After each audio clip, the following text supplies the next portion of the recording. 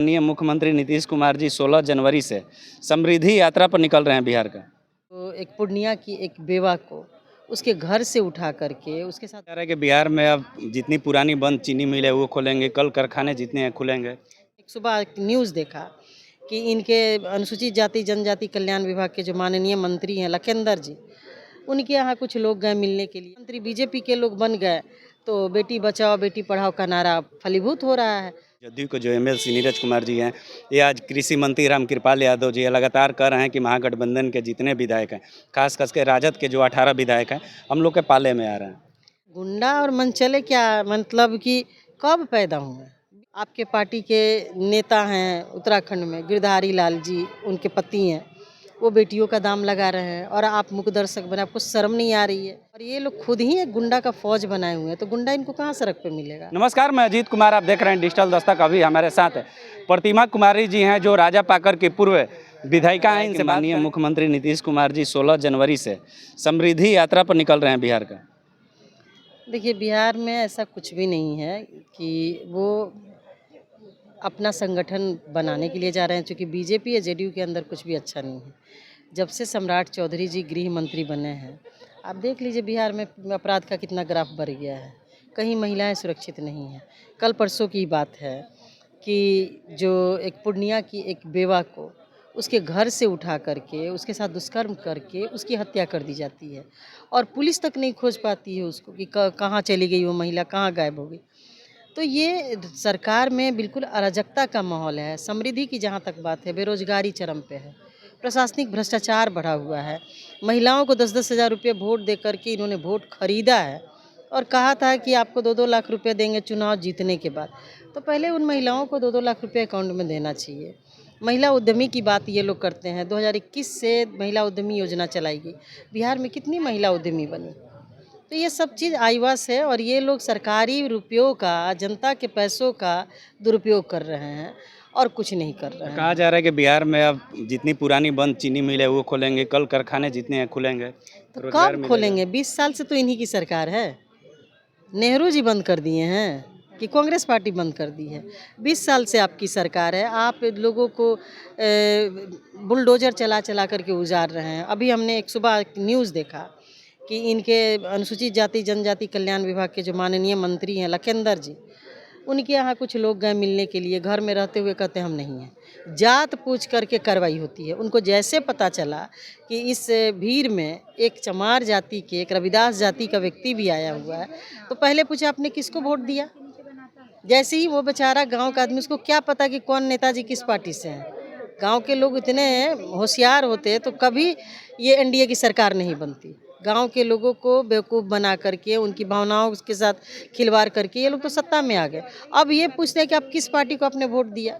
और जैसे ही उसने कहा कि हाँ हम लालटेन को दिया, हम लालटेन से, तो उसने कहा कि हाँ, तो फिर ये क्या किए कि सीईओ को बोल करके उनके यहाँ बुलडोजर चलवाना शुरू कर दिए। उसमें पासवान जाति के भी लोग हैं, कुछ नोनिया समाज के भी लोग हैं। तो ये सब चीज़ यहाँ हो रहा है। जात देख करके यहाँ पर विकास हो रहा है, जात देख करके कार्रवाई हो रही है। तो ऐसे बिहार का विकास नहीं होगा। बिहार के विकास के लिए सबका विकास होना बहुत ज़रूरी है, जो कि कभी नहीं हो सकता है नीतीश जी के राज में। गरीबों के मकान और दुकानें पर जो बुलडोजर चल रही है, तो उन पर उन लोग का कहना है कि अतिक्रमण ये लोग किए हैं, इसीलिए नहीं तो बुलडोजर चल रही है। अतिक्रमण कब किया? 20 साल से जब आपकी सरकार है, अतिक्रमण कब किया?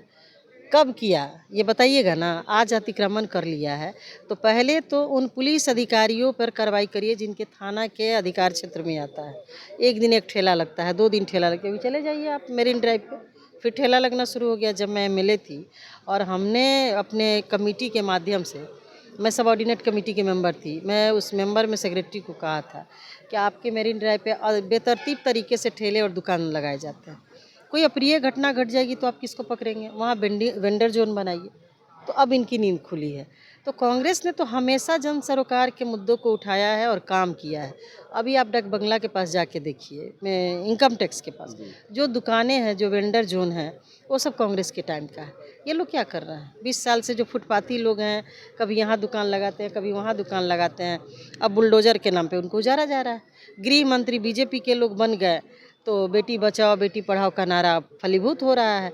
तो मुझे तो यही कहना है आपके चैनल के माध्यम से, ये जो भी यात्रा है माननीय मुख्यमंत्री जी का, ये सिर्फ और सिर्फ लोगों को दिखाने के लिए है। इन्होंने वोट खरीद करके सरकार बनाई है, इसलिए उनको धन्यवाद आभार यात्राएं निकाल रहे थे ना, इसलिए उसका नाम अभी बदल रहा है। लेकिन सच पूछिए तो ये आभार ही व्यक्त करने जा रहे हैं कि हमने 10,000 रुपया दे करके आपका वोट खरीदा है, आपने पुनः मुझे मुख्यमंत्री बनाया, इसके लिए आपको धन्यवाद। लेकिन बिहार की जनता, बिहार के लोग, गरीब गुरबा इनको कभी माफ़ नहीं करेंगे। जब से ये नई सरकार बनी है उसी समय से देखिएगा कि जदयू के जो एमएलसी नीरज कुमार जी हैं, ये आज कृषि मंत्री रामकृपाल यादव जी लगातार कह रहे हैं कि महागठबंधन के जितने विधायक हैं, खास के राजद के जो 18 विधायक हैं, हम लोग के पाले में आ रहे हैं।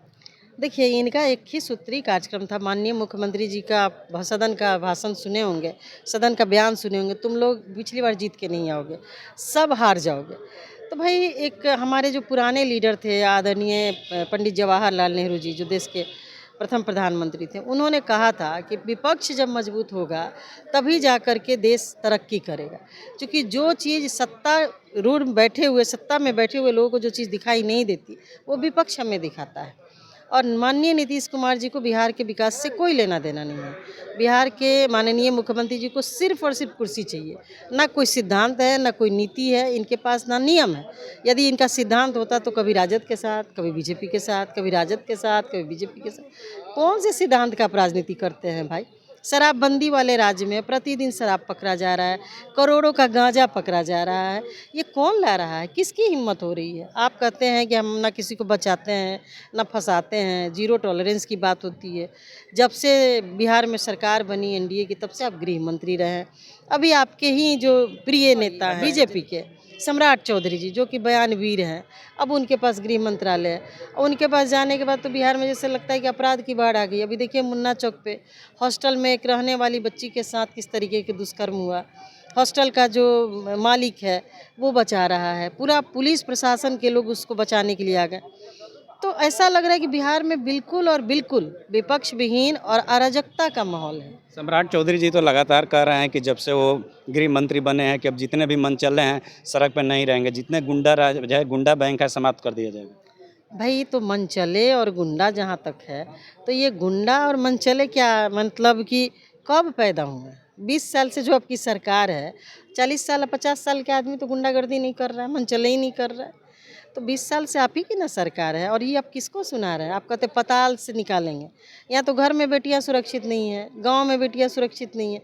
बेटियों को सुरक्षा प्रदान कीजिए, लेकिन कैसे कीजिएगा? आपके पार्टी के नेता हैं उत्तराखंड में, गिरधारी लाल जी, उनके पति हैं, वो बेटियों का दाम लगा रहे हैं और आप मुख दर्शक बने। आपको शर्म नहीं आ रही है?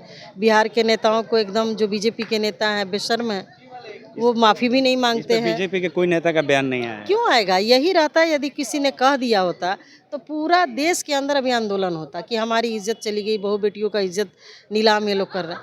तो ये लोग अपने चाहे जो भी कर लें, दूसरा कोई कुछ कह दिया तो उस पे गलती निकाल के किस तरीके से बात को बतंगर बनाना है, किस तरीके से माहौल को बिगाड़ना है। आपको याद है ना, माननीय प्रधानमंत्री जी की माँ को किसने क्या कहा, जो कि हमारे पार्टी से कोई लेना देना नहीं है। फिर भी ये लोग हमारे कार्यालय पर आकर के बीजेपी के गुंडे और गुंडे मिनिस्टर, गुंडे विधायक सब यहाँ आकर के उनके नेतृत्व में हमारे लोगों को, जो वर्कर थे, नेता तो थे नहीं, चूँकि यात्रा, राहुल जी का यात्रा चल रहा था, सब लोग वहाँ थे, हमारे वर्करों को पीटा गया, जो ऑफिस के स्टाफ थे। तो ये लोग इस तरीके के घटिया आदमी हैं और ये लोग खुद ही एक गुंडा का फौज बनाए हुए हैं। तो गुंडा इनको कहाँ सड़क पे मिलेगा? किसको पकड़ेंगे? पहले अपने तो अभी आप सुन रहे थे, हमारे साथ राजा पाकर की पूर्व विधायिका प्रतिमा कुमारी जी थे। हर एक सवालों पे बेबाकी से ये बात रखती हुई नजर आई। पूरी बातों को आप सुनिए। बात कैसी लगी, आप अपनी प्रतिक्रिया कमेंट बॉक्स में दें। धन्यवाद।